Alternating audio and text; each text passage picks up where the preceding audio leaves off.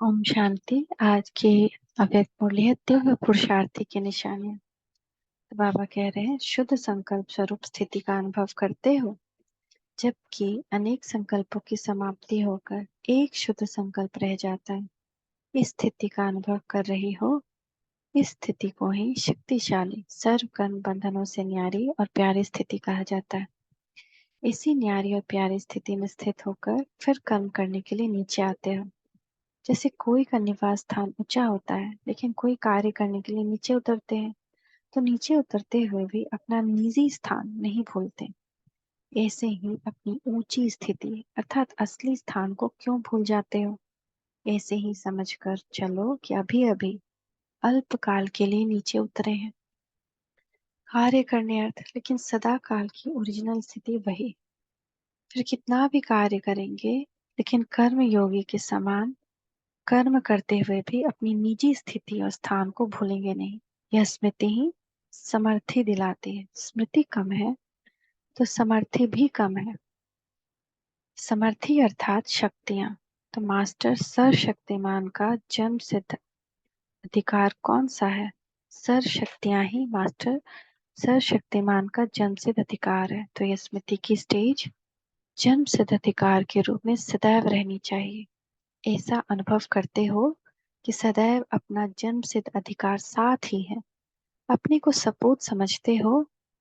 जो भी बैठे हैं सभी अपने को समूह सपूत समझते हैं। कोई ने कहा सपूत हैं, कोई ने कहा बन रहे हैं। सपूत बन रहे हो या सबूत बन रहे हो, दोनों। अगर सपूत नहीं तो याद की यात्रा भी नहीं ठहर सकती। अगर अंत तक सपूत बनने का ही पुरुषार्थ करेंगे तो सबूत कब दिखाएंगे? 2-4 वर्ष में सपूत बनोगे, उसके बाद 2-4 वर्ष में सपूत सबूत दोगे। सपूत हो ही। अगर सपूत नहीं होते तो अपने को सरेंडर समझते। सरेंडर हुए हो और सरेंडर अभी होना है। तो सरेंडर होना सपूत पना नहीं है। समझा? तो बाबा कह रहे हैं सिर्फ सरेंडर हो गए तो सपूत पना नहीं है। संपूर्ण सरेंडर मतलब जो श्रीमत के आधार पर डायरेक्शन प्रमाण चल रहे हैं, अपने को ट्रस्टी समझकर चल रहे हैं, उनको तो सपूत कहेंगे ना।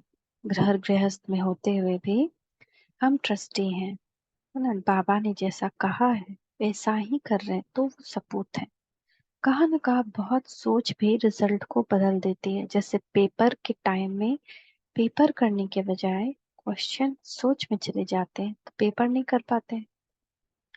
तो ज्यादा सोच में नहीं जाना है। बाप समझते हैं सबूत बच्चे हैं तब तो श्रीमत पर चल रहे हैं। बाकी रही सबूत दिखाने की बात, वह भी हर एक यथाशक्ति दिखा रहे हैं और दिखाते रहेंगे।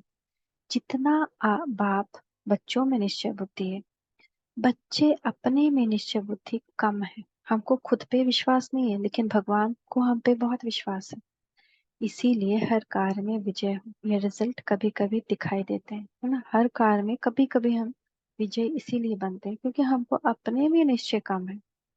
जैसे बाप में निश्चय है, पढ़ाई में निश्चय है, वैसे ही अपने में भी हर समय और हर संकट निश्चय बुद्धि बनकर करना उसकी कमी है ना। अभी तक हम अपने आप को सही से पहचाने ही नहीं कि हम वही दुर्गा हैं, वही सरस्वती हैं। इस कमी को भी कब तक भरेंगे? 2-3 वर्ष तक। 2-3 वर्ष तो स्वप्न में भी कभी सोच में न लाना। क्या कहना चाहिए? अभी। तो जो तीव्र पुरुषार्थी उनके मुख से कभी शब्द नहीं निकलेगा, वह सदैव अभी, सिर्फ कहेंगे भी नहीं लेकिन अभी अभी करके दिखाएंगे। यह है तीव्र पुरुषार्थ। ऊपर जा रहे हो तो नजदीक होना चाहिए ना।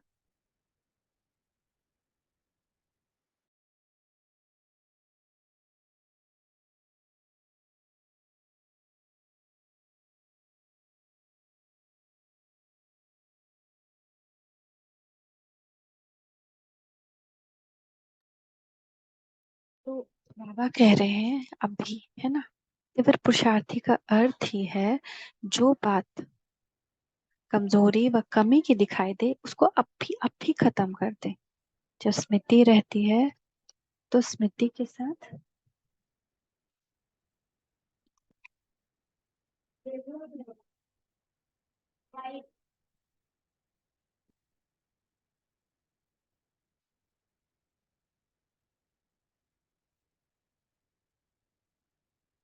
तो स्मृति के साथ समर्थी भी रहते हैं ना, स्मृति नहीं है तो समर्थी भी नहीं आती। तो स्मृति रहती है, स्मृति के साथ समर्थी रहने के कारण कोई भी कमी को पूर्ण करने से ऐसा लगता है जैसे कोई साधारण कार्य बगैर सोचे ऑटोमेटिकली हो जाता है, नेचुरल हो जाता है। तो ऐसा पुरुषार्थ करने के लिए दिन प्रतिदिन जो शिक्षा मिलती है उसको स्वरूप बनाते जाओ। जैसे बाप ने कहा कि ये स्वरूप बन जाओ, तो बनाते जाना, उसको यूज करते जाना। जैसे आज बाबा ने कहा, वरदान दिया ना कि अपने को श्रेष्ठ आत्मा समझो, तो आज पूरा दिन हम अपने आप को श्रेष्ठ समझे अंदर अंदर, पर वो देही अभिमानी स्थिति में, देह अभिमानी। शिक्षाओं को शिक्षा की रीति से बुद्धि में नहीं रखो, लेकिन हर शिक्षा को स्वरूप बना, तो क्या बन जाएंगे? जो असली स्टेज का गायन है ना, ज्ञान स्वरूप, प्रेम स्वरूप, आनंद स्वरूप स्थिति बन जाएगी। पॉइंट की रीति से बुद्धि में नहीं रखो, लेकिन पॉइंट को प्रैक्टिकल स्वरूप बनाओ, फिर सदैव पॉइंट स्वरूप में स्थित हो सकेंगे। अभी मेजोरिटी पॉइंट को पॉइंट रीति धारण करते हैं, है ना, हम लोग बस सुनते हैं पॉइंट्स, पर उसको अंदर में समाते नहीं। लेकिन जो पॉइंट को स्वरूप में लाएंगे तो वर्णन करने के बजाय साक्षात्कार मूर्त बन जाएंगे। तो यही पुरुषार्थ करते चलो। वर्णन करना तो बहुत सहज है, मनन करना भी सहज है, तो मनन करते हो, जो वर्णन करते हो स्वरूप बन जाओ। अन्य आत्माओं को भी स्वरूपों का अनुभव कराओ। ऐसे को कहते हैं सपूत और सबूत दिखाने वाले।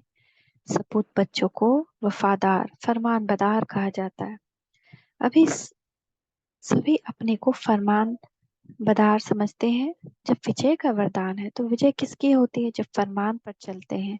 तो फरमान बदार नहीं हो, स्थूल में फरमान पालन करने की शक्ति भी सूक्ष्म के आधार पर होती है। निरंतर फरमान पालन होता है। तो मुख्य फरमान कौन सा है? निरंतर याद में रहो, मन वाणी कर्म में प्योरिटी हो। औरों को भी सुनाते हो ना, पवित्र बनो, योगी बनो। तो जो औरों को सुनाते हो वही मुख्य फरमान हुआ ना। संकल्प में भी अपवित्रता व शुद्धता ना हो, इसको कहते हैं संपूर्ण पवित्र। ऐसे फरमानदार बने हो ना। सारी शक्ति सेना पवित्र और योगी है कि अभी बनना है। निरंतर योगी भी है, निरंतर अर्थात संकल्प में भी अशुद्धता नहीं। संकल्प में भी अगर पुराने अशुद्ध संस्कारों की टच होती है तो भी संपूर्ण प्योरिटी तो नहीं कहेंगे ना। जैसे स्थूल भोजन भले कोई स्वीकार नहीं करते, लेकिन हाथ भी लगाते हैं, तो भी अपने को सच्चे वैष्णव नहीं समझते हैं। अगर बुद्धि द्वारा भी अशुद्ध संकल्प व पुराने संस्कार संकल्प रूप में टच होते हैं तो संपूर्ण वैष्णव कहेंगे, कहा जाता है ना। अगर कोई देखता भी है तो अकर्तव्य कार्य, तो देखने का असर हो जाता है, तो उसका भी हिसाब किताब बन जाता है। जैसे हमने किसी को गुस्से से देख लिया, घूर कर देख लिया, तो वो भी हिसाब किताब बन जाता है। तो इस हिसाब से सोचो तो पुराने संस्कार व शुद्ध संकल्प बुद्धि में भी टच होते हैं तो भी संपूर्ण वैष्णव व संपूर्ण प्योरिटी नहीं कहेंगे।